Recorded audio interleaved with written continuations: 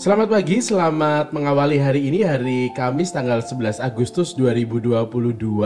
Apa kabarnya untuk Anda semua? Semoga kabar hari ini penuh dengan hal yang baik. Semoga hari ini kita mengawali pagi dengan semangat dan juga banyak hal yang boleh kita syukuri di pagi hari ini. Minimal kita bersyukur karena boleh kembali beraktivitas, membuka mata dengan sehat, kemudian juga menghirup udara dan juga nafas baru di hari Kamis tanggal 11 Agustus 2022. Semoga semua hal baik yang kita awali di pagi hari ini menjadi bekal bagi kita untuk menjalani sepanjang hari ini.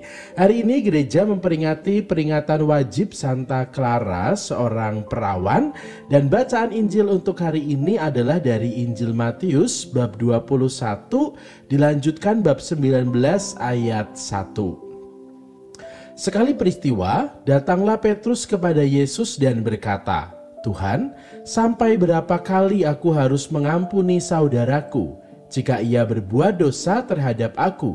Sampai 7 kalikah?" Yesus menjawab, "Bukan hanya sampai 7 kali, melainkan sampai 70 kali 7 kali. Sebab hal kerajaan surga itu seumpama seorang raja yang hendak mengadakan perhitungan dengan hamba-hambanya. Setelah ia mulai mengadakan perhitungan, dihadapkanlah kepadanya seorang yang berhutang 10.000 talenta. Tetapi karena orang itu tidak mampu melunasi utangnya, raja lalu memerintahkan supaya ia beserta anak istri dan segala miliknya dijual untuk membayar utangnya. Maka bersujudlah hamba itu dan menyembah dia, katanya, 'Sabarlah dahulu, segala utangku akan kulunasi.' Tergeraklah hati raja oleh belas kasihan akan hamba itu, sehingga hamba itu dibebaskannya dan utangnya pun dihapuskannya. Tetapi ketika hamba itu keluar, ia bertemu dengan seorang hamba lain yang berutang 100 dinar kepadanya. Kawan itu segera ditangkap dan dicekik, katanya, 'Bayarlah hutangmu.' Maka sujudlah kawan itu dan minta kepadanya, 'Sabarlah dahulu, utangku itu akan kulunasi.' Tetapi ia menolak dan menyerahkan kawannya ke dalam penjara sampai semua utangnya ia lunasi. Melihat itu, kawan-kawannya yang lain sangat sedih, lalu menyampaikan segala yang terjadi kepada tuan mereka. Kemudian raja memerintahkan memanggil orang itu dan berkata kepadanya, 'Hai hamba yang jahat, seluruh utangmu telah kuhapuskan karena engkau memohonnya. Bukankah engkau pun harus mengasihani kawanmu seperti aku telah mengasihani engkau?' Maka marahlah tuannya dan menyerahkan dia kepada algojo-algojo sampai ia melunasi seluruh utangnya. Demikian pula Bapakku yang di surga akan berbuat terhadapmu jika kalian tidak mengampuni saudaramu dengan segenap hatimu." Setelah Yesus selesai dengan pengajarannya, berangkatlah ia dari Galilea dan tiba di daerah Yudea di seberang sungai Yordan. Demikianlah sabda Tuhan. Terpujilah Kristus. Saudari-saudara sekalian, di dalam hidup kita sebagai orang beriman, pasti kita pernah atau bahkan kerap kali atau mungkin setiap hari kita mohon ampun kepada Tuhan atas segala kesalahan, atas segala hal yang sudah kita lakukan, entah itu dalam kesadaran ataupun di dalam ketidaksadaran kita. Entah itu yang berhubungan dengan kata-kata atau yang kita lakukan di dalam perbuatan atau sesuatu yang masih berhenti di dalam pikiran kita. Kita mohon ampun kepada Tuhan, meminta supaya kita diampuni karena berbagai macam alasan. Ada orang yang minta ampun kepada Tuhan dengan alasan karena takut nanti mendapatkan hukuman, takut nanti kalau mendapatkan siksaan, takut nanti kalau hidupnya tidak diberkati, takut karena nanti kalau meninggal masuk neraka. Orang melakukan permohonan maaf kepada Tuhan, meminta ampun kepada Tuhan karena didasari oleh rasa takut. Atau orang juga meminta ampun kepada Tuhan karena bukti atau juga tanda cintanya kepada Tuhan. Dia tidak ingin jauh dari Tuhan sehingga selalu ingin dekat dengan Tuhan, sehingga selalu membangun pertobatan di dalam dirinya.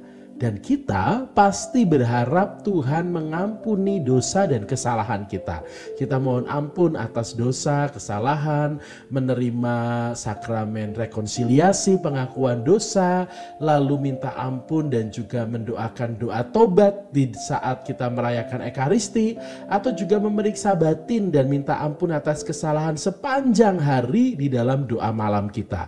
Maka kita semua selalu minta kepada Tuhan mohon ampun gitu ya. Dan Tuhan kita yakini adalah Tuhan yang baik, Bapa yang penuh kasih, yang selalu memberikan kesempatan kepada kita walaupun kita kerap kali berbuat salah gitu ya, mengulangi kesalahan yang sama, dosa yang sudah kita buat kita lakukan lagi, tetapi Tuhan terus memberikan kesempatan kepada kita untuk menjadi pribadi yang lebih baik dari hari ke hari, dan kita diberi kesempatan untuk memulai dan juga memperbaiki kesalahan kita. Tapi pertanyaannya, di saat kita meminta ampun kepada Tuhan, kerap kali di saat yang sama kita justru malah menjadi pribadi yang sulit untuk mengampuni. Di saat kita punya luka hati, seolah-olah ada perasaan ingin membalas, seolah-olah ingin melakukan sesuatu yang membuat orang yang bersangkutan merasakan luka hati yang sama gitu ya. Apa yang saya rasakan juga harus dirasakan oleh dia gitu ya. Lalu kita menjadi orang yang seolah-olah begitu jahat. Kita minta ampun kepada Tuhan, tapi kita tidak mau mengampuni. Mungkin itu adalah sisi kelemahan kita sebagai manusia yang selalu ingin diberi ampun, diberi maaf, tapi susah untuk memberi. Hari ini Tuhan mengajak kita untuk menjadi pribadi yang mau mengampuni. Tidak hanya sebanyak 7 kali, tetapi diminta supaya kita mau untuk mengampuni berkali-kali. Tuhan mengatakan 70 kali 7 kali. Mengampuni berarti sebetulnya sadar atau tidak, di saat kita berusaha untuk mengampuni sesama kita, sebetulnya kita sedang berdamai dengan diri kita sendiri. Di saat kita mencoba untuk mengampuni orang yang pernah melukai kita, sebetulnya kita sedang ingin mendamaikan diri kita sendiri. Kita mencoba untuk merasakan perasaan itu, kemudian mencoba dengan ikhlas tidak membalasnya, padahal hati kita pengen membalas, ego kita pengen melakukan hal yang sama, tetapi kita mengatakan saya mengampuni, saya tidak akan membalas, saya tidak akan melakukan hal yang sama. Maka mengampuni pertama-tama sebetulnya bukan kita berhadapan dengan orang yang akan kita beri ampun atau akan kita maafkan. Mengampuni sebetulnya adalah kita tengah berhadapan dengan diri kita sendiri. Kita berhadapan dengan ego kita berhadapan dengan niat dan juga keinginan kita untuk membalas, tetapi kita mengikhlaskan untuk tidak melakukannya. Maka mengampuni pertama-tama adalah kita diajak untuk sadar. Kita diajak pertama untuk berdamai dengan diri kita sendiri.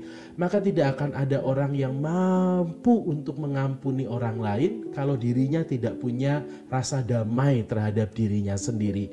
Karena sebelum kita mengampuni orang lain, kita harus lebih dulu berdamai dengan segala macam perasaan, keinginan, lalu juga dorongan-dorongan di dalam diri kita untuk melakukan hal yang sama, membalas dan lain sebagainya.